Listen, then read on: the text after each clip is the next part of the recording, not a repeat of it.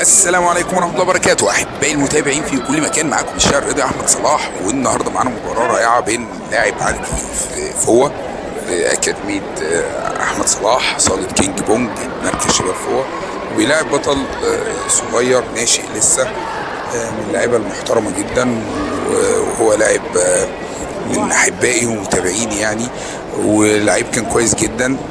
وفي مميزات في البطولة دي،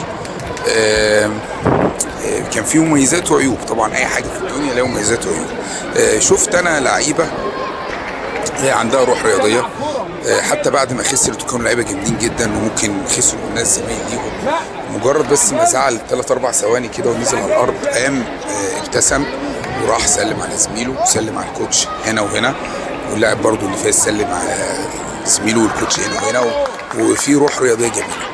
وفي حاجات كانت وحشه جدا، ناس ابطال وبيضربوا ضربات مفكرة انها مش بترجع وبترجع، وبيلعبوا ابطال زيهم حتى لو في فرق سنه ولا حاجه، لان انت ايفنت 11 سنه ينفع يلعب 11 و13 زي المباراه اللي معانا دي.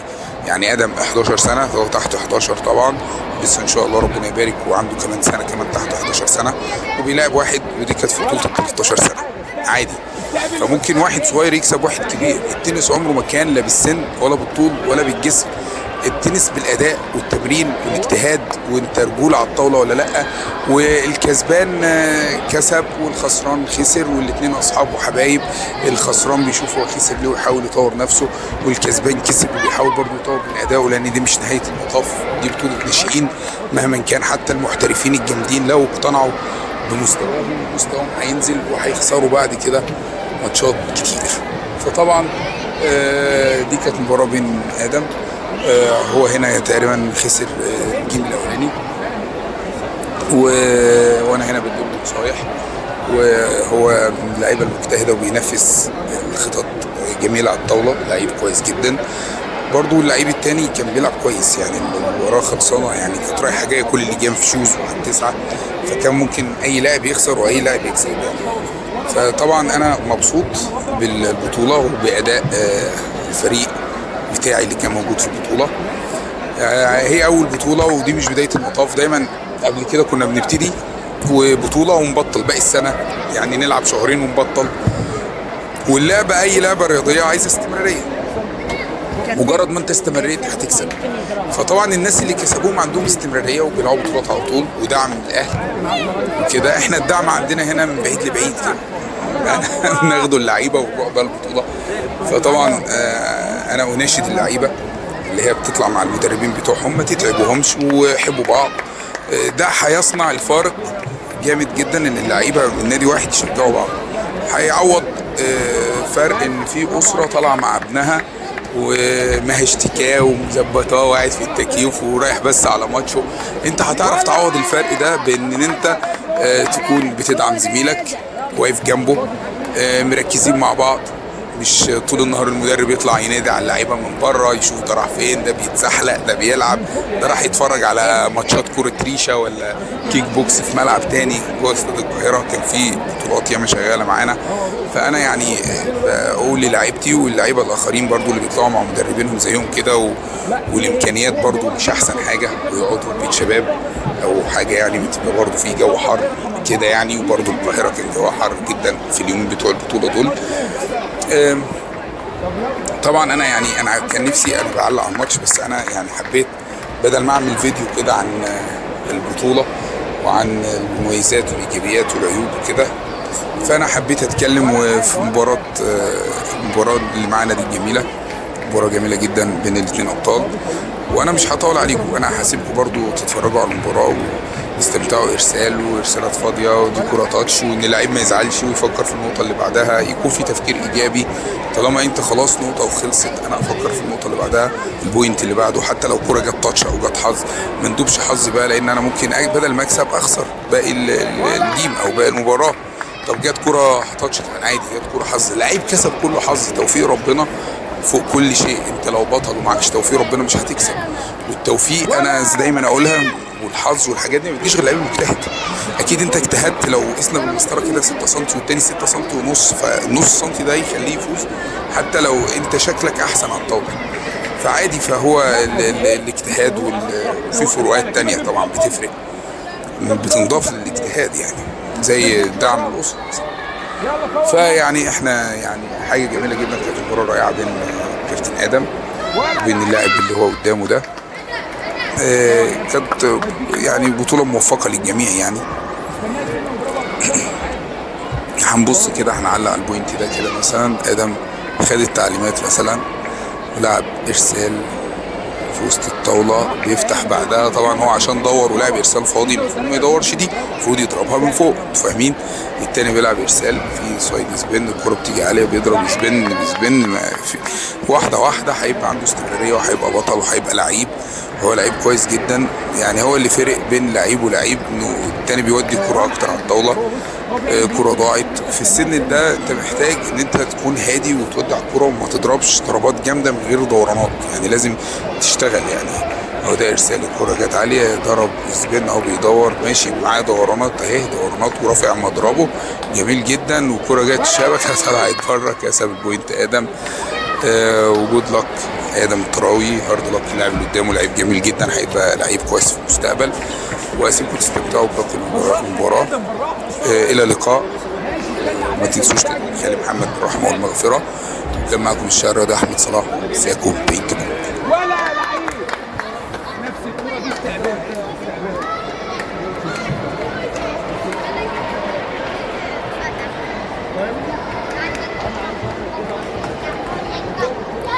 ولا حاجة ولا حاجة. كل مرة بسرعة بسرعة. كلم مضربك بص آخر حاجة. فكر فيها شوية. ولا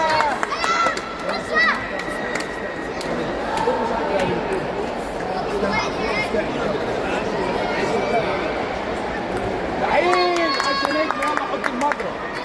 ها؟ طب معاك فلوس؟ خد الفلوس.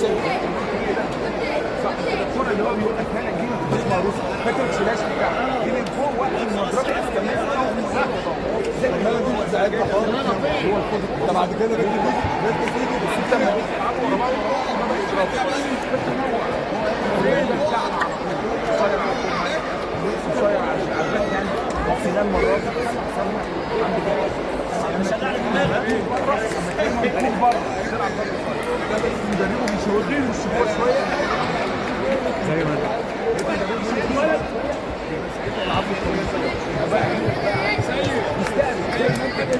مستعجل. كل كده مواضيع بيجيب الإصابة.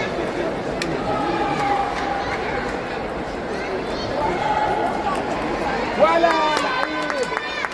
ايوه كده فوق كده والعب يا نجم. يلا دورانات.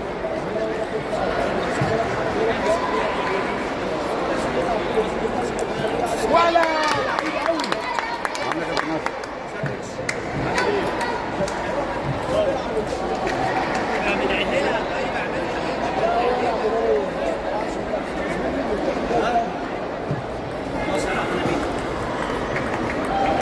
ولا لعيب.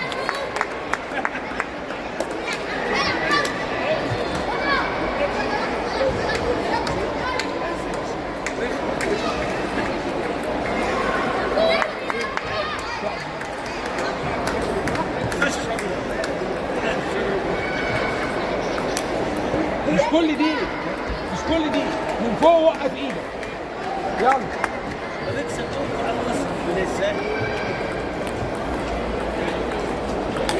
برضو اعدل جسمك، اعدل جسمك عادي. حرك حرك.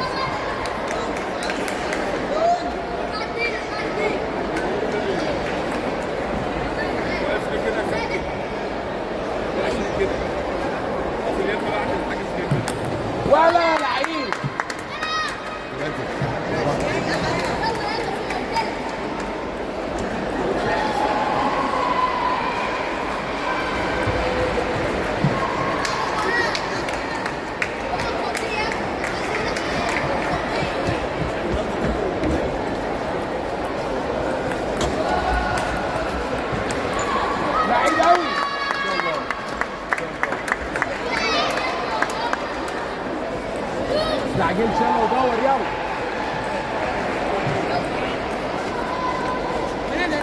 لا سعادة.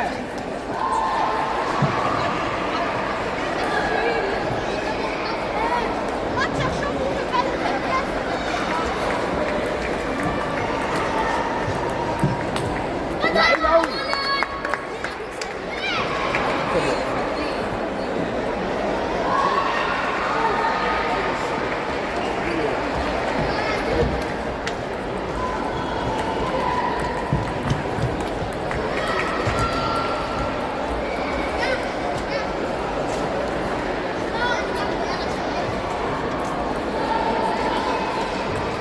ما تستعجلش.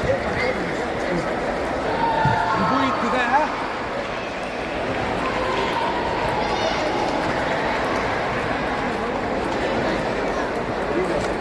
لعيب قوي.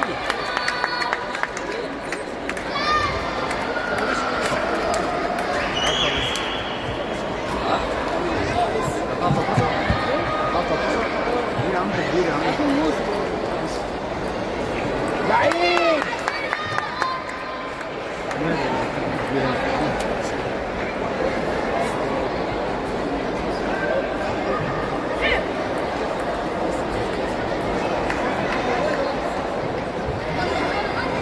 استقبل.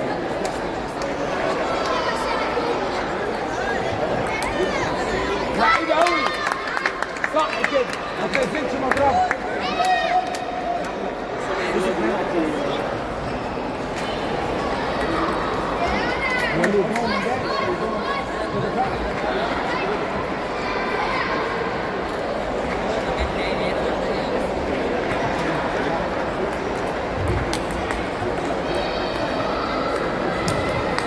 ولا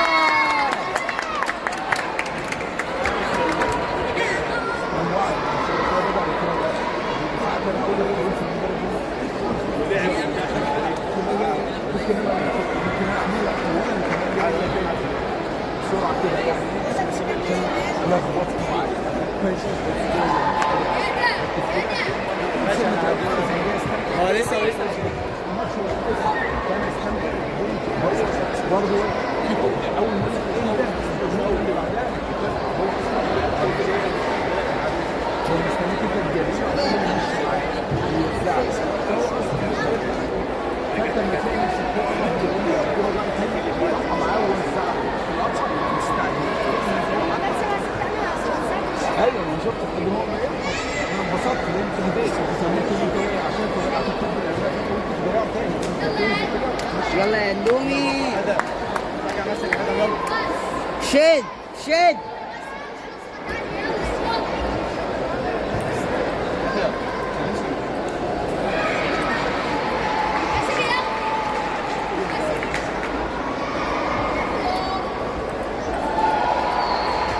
بالراحه بقى، هي جت سمك تقول لي ايه هعديها.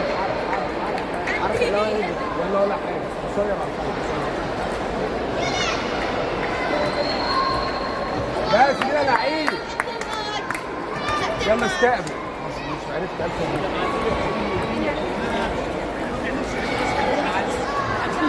ولا لعيب. العب ده العب ده. ولا واحد ولا لعيب قوي. ارسال فاضي على الفوق، فاضي على الفوق. طيب خليه يعمل ارسال. هو الواد باصص لي دلوقتي. اقول لك كده اقول لك صوت عالي شويه. يعني اقول لك كده شيل على الفوق. لعبه طويل على ايه؟ اه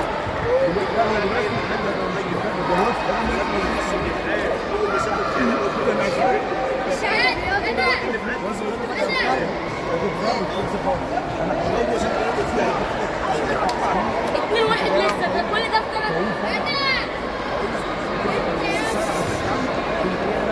طويل على الفوق. غلط على وقتك اصلا. انا قاعد ابص على الفوق عادي. ساعات الاقي حد في الموبايل كده هو بيلعب على الفوق. هو مش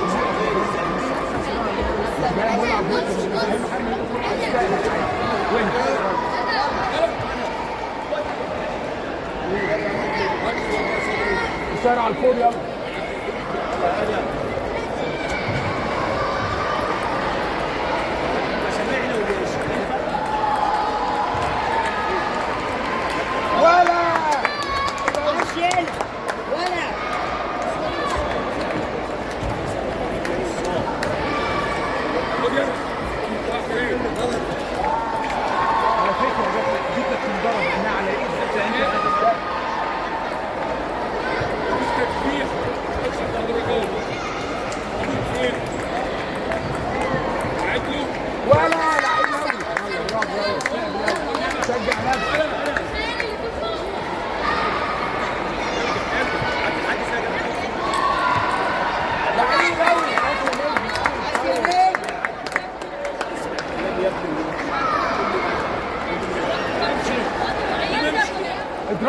مستنيك تضربها ابره.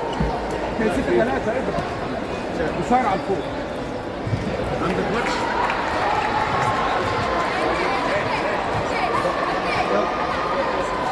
استقبل وهات الدنيا.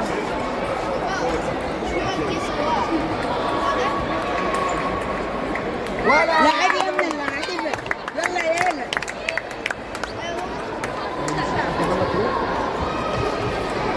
لعيبه ولد يلا. خلاص اهو يلا.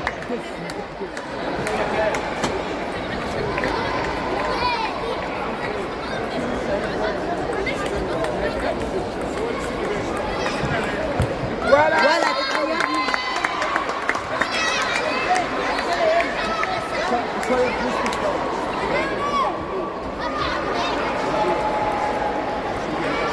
سهله بقى. انت شايلها فوق ليه؟ ولا حاجه ولا حاجه. استقبل وهات الدنيا.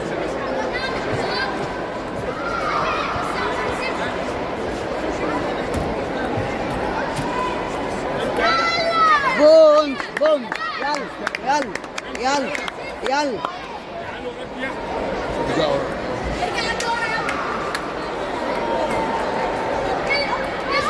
ولد. ما تنرفزش.